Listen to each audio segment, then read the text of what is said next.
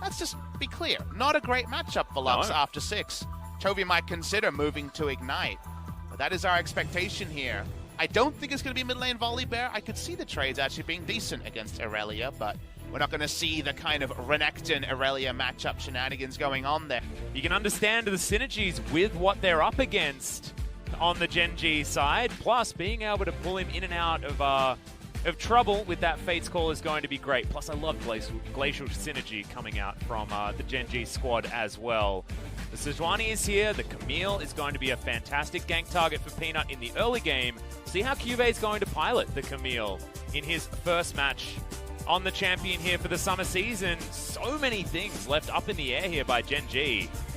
They've been in the kitchen. They've been cooking some things up while we've been at Rift Rivals. Let's see how it goes as we get onto the Rift.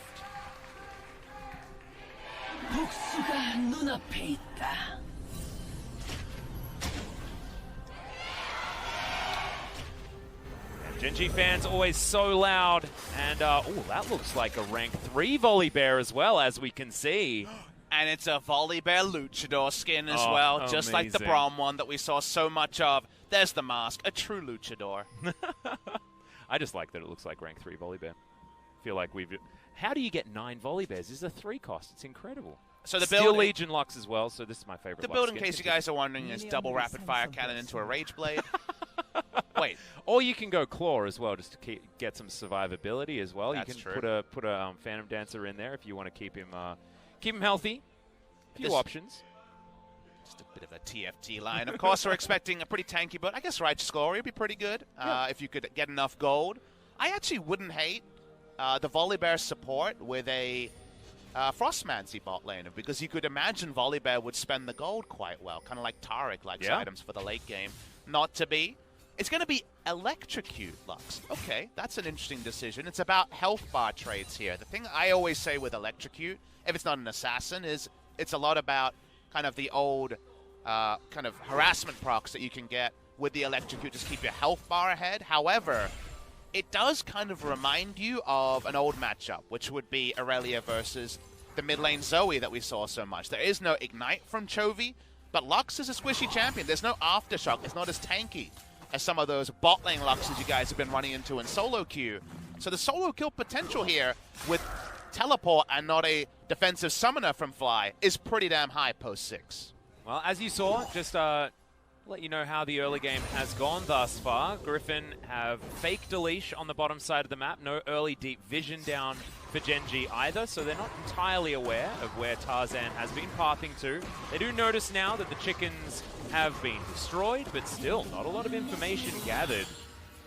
So the Karthus is going to be pretty comfortable of clearing out this jungle. Cuvée was one of our most famous top lane Camille players through many metas. Even in the hyper-disappointing Gen G Worlds campaign last year, they had a game against RNG in groups where Cuvée almost 1v9 popped off on the Camille. So he's a very famous Camille player. The Fleet Footwork is a different choice. He's obviously in a really hard lane against Karma, among the highest presence and highest pressure of any top laner. It's melee versus range, so Sword is taking Karma, and yep, he's just found a different Dirty J-Spick in Karma top. Yeah, disgusting. Well, at least Sword's going to be comfy. We've always liked how these two teams have matched up when it comes to the top lane. It feels like Cuvée and Sword have a very similar playstyle of sort of weather the storm. They are, of course, Cuvée, very notable gangplank player. And Sword, of course, has just been picking a heck of a lot of Jace at the moment, but also the Aatrox and just weather the lane has been his style. But it does make me wonder, because now we see the off-brand Jace, and it makes you wonder about Griffin, because it feels like the entire role of Sword in Summer has been pick the champion that can definitely have priority. Doesn't matter that it's not an initiator. Kind of like how in Spring it was pick the initiator, whatever the laning phase. Urgot meta, we're wonderful. Scion will deal with it. It does feel like Sword has been very one-note, and you just feel like when the first team actually finds the counter pick and tries to run away with it, and teams have tried, but the first time that successfully happens, how do Griffin reset that strategy? Right now, Gen G are thinking about bottom lane.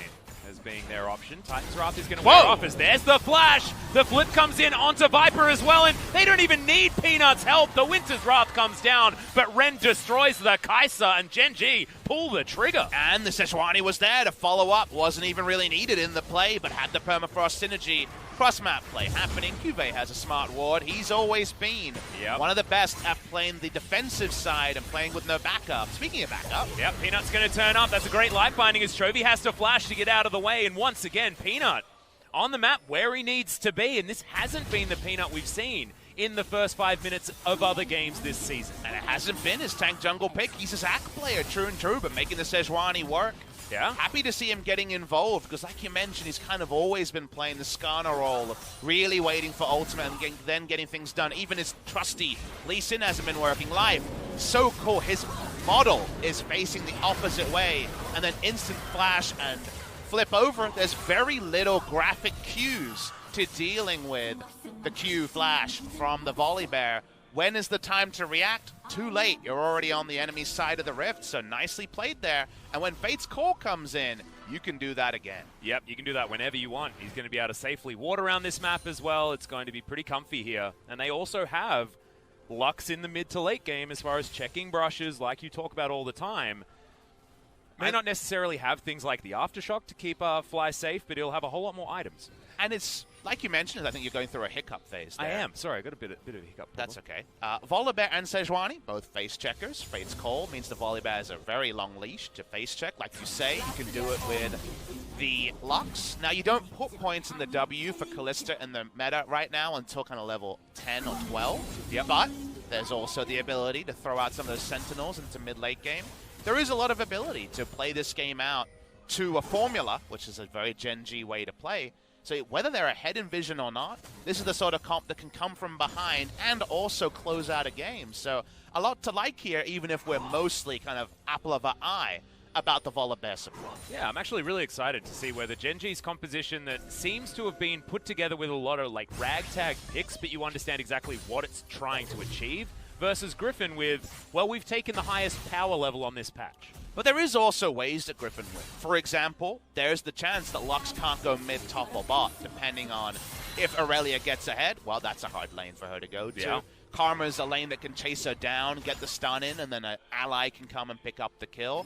So rotating around Lux, just because you see the teleport, doesn't mean that Lux is always going to have a role when outer turrets start going down. So if the game does start well for Griffin, it might have to be about vision plays from Gen G, rather than that being the cherry on top of a delicious cake. Well, we've got delicious Gen G foods. See whether they're going to be able to give us a victory here today as well with their unorthodox composition. So it's playing around with minion waves, as you can see. Doesn't want this one to fast push into the turret and reset. Should be able to, though. However, as Light Binding's going to go wide. Chovy pretty tough to lock down, but does land the Lucent Singularity at least. That's a lot of pickaxes here for Viper. And it is a Sheen build coming through from the Karma. That means no early utility items like the Athenes and the Hardened Sensor against an AD laner. That makes some sense. Instead, the Iceborne Gauntlet to go for that more Chakarez tank top build. And yes, the double pickaxe build. This is probably going to be the fast 100 AD, right? The actual super fast way to get it. Wait and see what all the decisions are from Viper. He does play around with a lot of different looks. So just straight up missing his Q there in that lane is that might have been intentional to not push the wave, but also potentially to get procs in there. I doubt that was just a straight up miss. Yeah, but I don't know what you gain by just throwing out a Q and hitting nothing. I mean, I'm with you there, but I've been called out before on things like, oh, you can stack the Ezreal Q by just queuing backwards during the laning phase and stuff. There's no tier here. Whoa! Here we go. SK Telecom T1 Bielzahan. Now, that's a name that LEC fans would know. It was Horo who did play in the LEC at a point as Lehens. Yeah, Life is going to go aggressive here as Lehens does have the Aftershock. He's going to be okay. Life uses half of his health bar and his ultimate. But of course, when you're a Volibear, your ultimate isn't super important. Tarzan in position, Peanut also. Over here at the right spot, Hex Flash, there it is. Life going to get the flip back as Lehens does use the dredge line, gets out of there. Tarzan reveals himself. They get the flash, and that's what they wanted. Yep, that's enough for the beginning of this play. Tarzan's on a very low presence jungler, right? It's the Karthus. He's very much around for counter ganking. And then mid to late game plays, usually around level 11 is when the grouping starts there. Genji continue to be proactive. Fun to see. Coming back to BLZone again, played on Unicorns of Love for a time over in the LEC.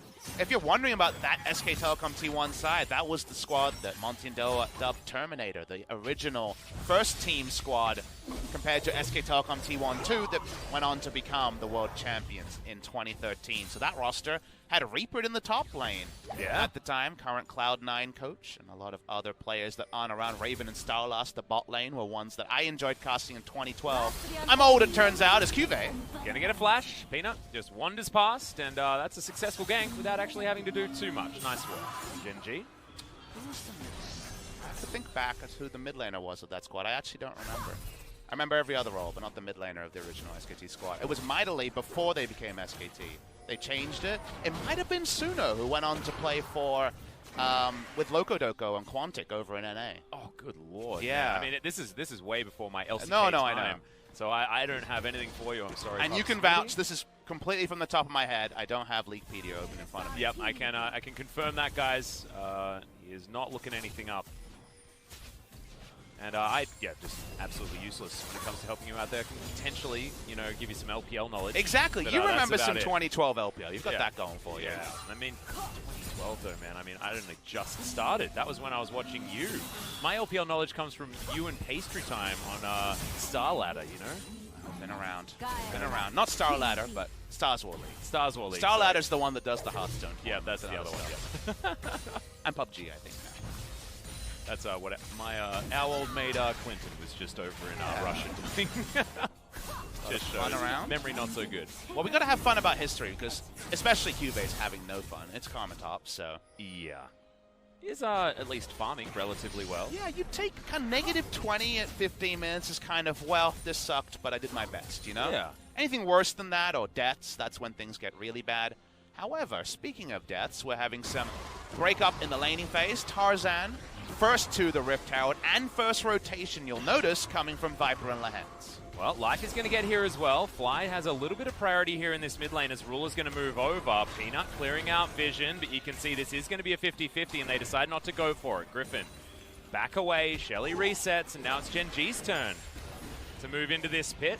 Peanut just going to Arctic Assault, gets himself out of there, and no one is going to be taking the Rift Herald at this particular moment. It's pretty scary to contest vision against the squad of Genji. Yeah, we were talking about it, right?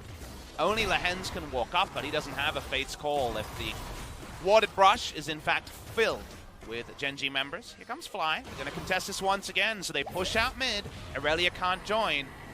The do-si-do continues and buys time for both teams. Yep, you can see exactly why Genji is so comfortable doing this. Fly throws out the Lucid Singularity. Ruler is going to start getting some auto attacks in. No teleport on the bottom side for both of these 80 carries, and that minion wave is going to go begging for Genji. They really, really want to take Shelly off the map, and they do have the better smite in the Rend and Smite combo. And also the Eye, right? There's a lot of potential burst rounds here, depending on if you can protect the Eye. Eye pops 3,500 health. Yeah, and Ruler, he's going to have the Rend. They do manage to lock it down. The fight's going to break out, though. The Karma, the first to fall, as Life just able to pick his target so beautifully on this Volibear. We don't flip people off on this broadcast. That's not PG-13, but Volibear does. Oh, boy, he just gets in there. What are you going to do? Yeah, nothing. And look at the swagger as well as he's walking up. He's slapping his hands together. He's ready to take you down. He's a Thunder Bear. Yep. That's pretty swag. Damn right it is. Shout outs to the new Golden Compass TV show that's going to be coming out. We'll be able to see a Thunder Bear ourselves when that one does happen. Very excited. Just you seeing it. And again, it's what I mentioned during the laning phase. If you Q flash, there's really few seconds to deal with an ability that CCs you and puts you behind them, and that has almost no graphical Q and is targeted. So yeah, gotta say, with the Fate's Call especially, looks really good. And the fact that you can deny those dashes afterwards as well with a W, that's going to be a great binding landing, and that's what this Genji composition can do. It's non-committal CC they can throw out. If they catch anything, then the bear just dives in and pulls you out whatever fish you want. And you know, there are some puns that come out about things being unbearable at some point this game. Well, I'm bearing it right now. I'm feeling pretty good about what life is throwing at us, Papa Smithy. I mean, right now you have to say, we're seeing the bare necessities of a victory for Gen G. Oh, God. We opened the door. It's life playing a bear. Like, it's just, there's too many really, really bad opportunities here. Only 2 turret blades for the Karma in the win lane, win game scenario on the top side. And remember, when we've seen the lane Karma work recently this week, it's a lot of mid-game comes around, you run around with big shields and turret dive people. But do you turret dive Sejuani in waiting, Fate's Call Volibear in waiting, Camille for a TP turn? I think Griffin especially have to be very careful about where they target, because the potential for turnaround here, especially out of vision, is very high. Well, Life Binding just fishing to see whether Chovy's going to take some extra damage here. Peanut ready and waiting. Just going to wander across this lane, clears out the vision where he can. Fly moves on down. Gen G still, they have control around this map, but they don't have control as far as the money is concerned. It's still very even here, and that's largely to do with this Karma on the top side of the map. The Karma's kind of babying him through with potential 1,000 gold in largely because Klepto. Sharing some CC here between Chovy and Fly, but we mentioned the fact that this lane can be a bit dicey for the Lux, and so far Chovy does have an advantage when it comes to the farm. Less dicey than you might imagine because there's control wards on both sides, and that means that Lux is feeling a lot more comfortable to walk up. Speaking of walking up, Lehens is going to do so. Winter's Wrath comes down. Fair bit of damage there onto Lehens, but they're not going to go for any dives just yet. Gotta say, when we talked to Arnold, the COO of Gen G, and he was talking about, potential mystery gifts for a victory today, it was looking very fanciful, right? It was. It's Griffin, 7-1. Right now, already guaranteed whatever the result to be the top team at the end of the first round robin. And yet, the team have come in with new ideas. These ones seem to fit them a lot more than the Karma Olaf that they just didn't seem to understand how to play out. They're doing cool new things that, again, Jina is probably like, no, this was supposed to be us. But the Kellen idea is becoming the LCK idea. Ruler gets the first turret in the bot lane. It isn't a huge gold lead, but it's a nice start for Gen G. Decent chunk there coming out from Fly as well, just trying to keep Chovy honest here in this lane as he seems to be able to pick whichever farm he wants to be taking. Lehens comes on over, and the Corrupting Potion is going to be here for Chovy, so it will be pretty comfy. Tarzan heading back home, not a hell of a lot of stacks here on his Dark Harvest. It's been a rough season so far. Haven't seen a Requiem just yet. Happy hunting season potentially in the future, and obviously one fight can quickly change that. But yes, not what you want. Have we seen a Requiem? We haven't, right? Nope, not yet. And that was, of course, the thing with Peanuts, Karthus, where the first Requiem was, I believe, 34 minutes. I'm not even sure whether we used one. He did. He did? Okay. It was not very mean. No. Walking down, they can even siege here with the Lux shields. With ability power, those shields are going to be nice. They're going to be pretty big on this side. We usually see Lux support if you go the full Athene's build, maybe at 250 AP. We should be seeing significantly higher numbers from this Lux. Yeah, we'll see what Fly is going to be picking up next. It's just the Ludens to come in as item number 1, but he could go for any sort of Enchanter options. We are going to most likely see a similar build coming out of Sword eventually when it comes to things like Ardent Sensor. I'm actually and, kind of stuff like that. And as you mentioned that, I'm kind of thinking about that and being like, do I like full AP one-shot or don't one-shot Lux, which the criticism of Lux, while we haven't seen her in mid very frequently, is hit all your abilities and someone dies. One of them misses, they don't die, and your cooldowns are so long that you aren't able to contribute. Or do I like kind of a build that would have fit mid lane Karma many times of Ludens into Ardent Sensor? Because or a Lulu build, something like that. Volibear likes attack speed, if you're thinking about things that aren't obvious. And like they've got a big front line if the Volibear does get himself the Aftershock, and they can run in with Peanut as well on the Sejuani. Low range is Ruler, but he will be able to jump around with these big tanks in the front line. Color me open to both possibilities. Let's see what Fly prefers to do. That's the cool thing about this comp, though, is we don't necessarily know, but we can see a lot of these different options working.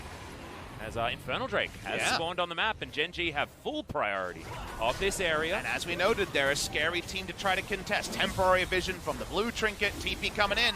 This could be that first fight. Yep, Griffin definitely don't want to give this one away for free. A lot of sticks here in this Dragon. Teleport comes down from Cuvée immediately.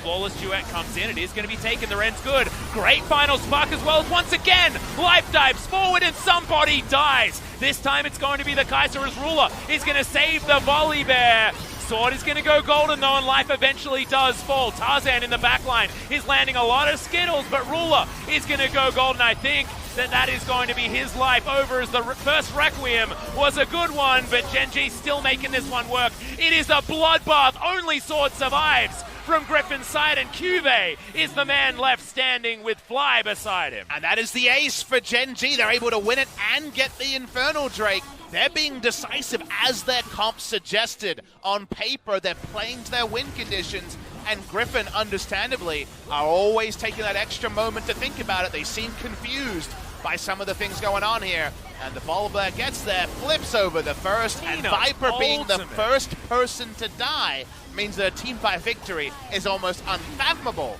from the side of Griffin. Yep, and Fly with his first 2 life bindings stunned 3 people, so that is exactly what you want out of your luck. Still a lot of damage done here from Tarzan, but Ruler got so much damage done at the beginning of this fight that him falling down there meant that Gen.G was still able to win this one. Fantastic stuff here from this squad. Tower falls down in the mid lane. That was Cuvée that was able to pick that one up. And his Trinity Force is done. We're having a look at the damage. Oh, huge number out of Tarzan, but that's a big donut for Viper. 950 damage from Volibear. That's pretty damn That's good, my right? boy. We're all a bit excited about Volibear in the LCK. The first time since 2013. That was a jungle Volibear. Yep. Because Bielzahan, then Horror was their jungler. We roll through here, and after that fight, we're freshly shopped with some tasty little options here. Hurricane done for the Kalista, working on double lifesteal. Pretty standard build on that side. More cooldown reduction, perhaps the Herald of Azonias for kind of safety against specifically the dive from Chovy, but also the Requiem on the side of the Lux. That probably suggests that we won't be seeing the utility items and we'll be a bit more AP focused. If you do go full AP Lux, that is a target for Chovy to consider getting into the backline. So TP flank, not from a top lane like we're used to, but from the Aurelia, might be really important for Griffin. See whether they can get there. At the moment, it is going to be Fly building towards the Zhonya's to keep himself comfy in his mid lane position and wanting to utilize that stasis to get off a second round of spells in a team fight. We saw in that first one was very, very valuable here for this squad. Fantastic to see Fly come back and actually be a linchpin for this team when, honestly, it was a bit of a passenger when he was playing in the spring season. He's doing it his way as well with an off-meta champion in Korea like Lux. We don't have our resident Froggins here, or Bjergsen's for that matter. Ruler, contesting vision. It's all about what Gen.G want. They want topside, they're setting up, and Griffin are doing their best to slow down the Gen.G onslaught. Gen.G have so much engage, remember. Fly's going to land it, Sword immediately has to go into that. Zhonya's Peanut, though, has to flash away. The Void Seeker's not going to find the Piggy, and that means he is going to survive. Ruler able to dance around this one, but Wall of Pain is going to tag him for the slow. But Gen.G, they are able to kite them out and get out of here unless Chovy can get on top of Fly, but Life Binding will be back available, and Gen.G are able to just saunter away. Only little victory there is a Dark Harvest proc onto the Karthus. They back away. Griffin gets vision control, but it's hard for Griffin to actually get wins. They can push in around Fly, but with his range, he can try to slow down this push. Doesn't want to trifle with them too much. Yeah, has to be a little bit careful, but Life was making his way up. Didn't have the ultimate back off cooldown in order to ult the waves. There is a little objective there. Around Aurelia, good things can happen because Aurelia shadows Lux in a very good way in the side lane. We did hypothesize that rotating around the Lux attempting to side lane was a potential win condition for Griffin, and also finding the out team fight that a Karma can.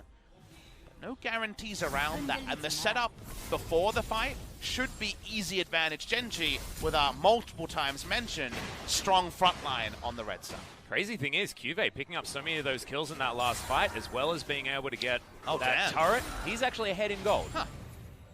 Over the Kleptomancy, which is nutty. Also has that 20 CS advantage, as you just illustrated to me there.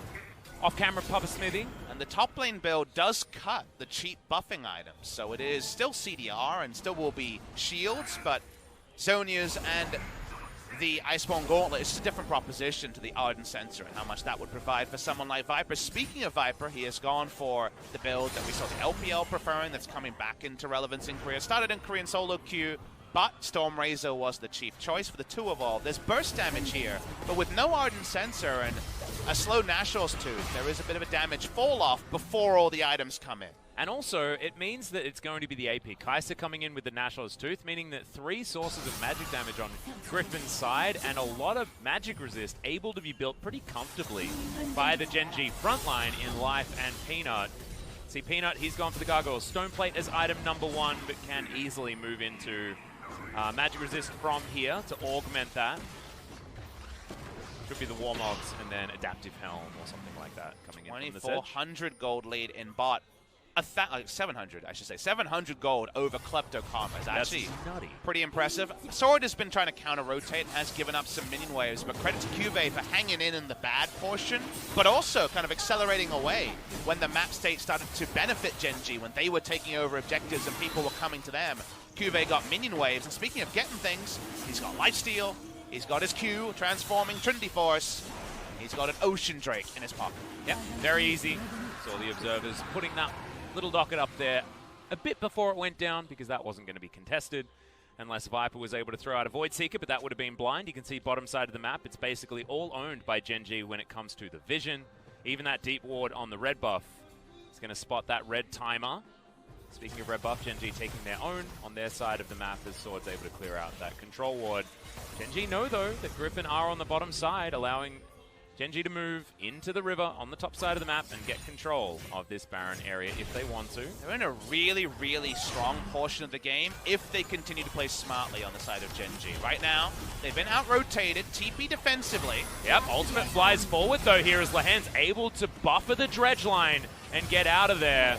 Pulls himself out of prison by the looks of things. As Cuvée on the bottom side, unanswerable. They wanted that TP, and like you mentioned, this is not really a great point for Karma to go there early. It's better for her to fish for a team fight and then go back and wave clear.